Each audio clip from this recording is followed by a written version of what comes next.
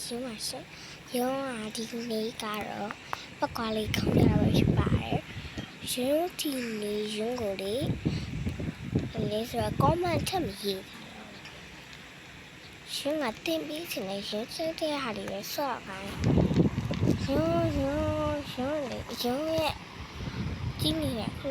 လေးရုံးတော်လေးcomment မှာဘာရောင်လေးမှခက်ပြီးတော့နော်ဒါလေးလာပြောတာပါရှင်အဲဒီတစ်ခါကလည်းရှင်တက်တဲ့ရ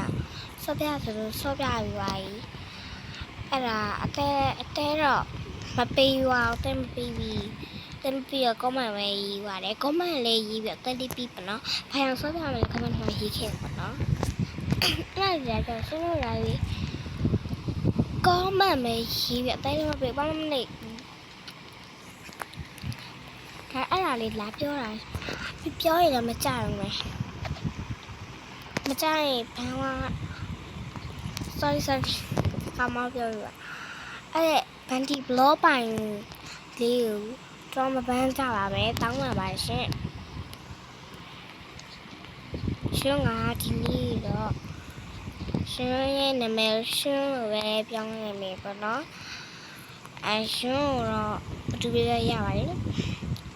ရှင်လိုပဲပြောင်းလိုက်တော့ပါမယ်ရှင်တော့မဖြစ်ကုန်ပြီရှင်ခက်ခစ်စီရင်လို့လည်းပြောင်းနေပါတော့ရှင်ပြောတဲ့ခါကျရင်လွယ်လာရင်အဲ့ထားပါလေပပခေါ်ရပြီးရတယ်ရှင်ကဒါဘလူးလုပ်လေဆိုရင်တော့အလေးပြကြရရှင်နောက်ခါကျတင်မိမယ်တော့ခုတော့မတင်ဖြစ်သေးဘူးနော်ပပလည်းခုံပြရအောင်ပါဆိုတော့လေအဲ့ဒီကပြောတာပါရှင်ပပ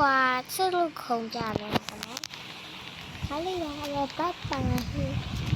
စစ်ပါတယ်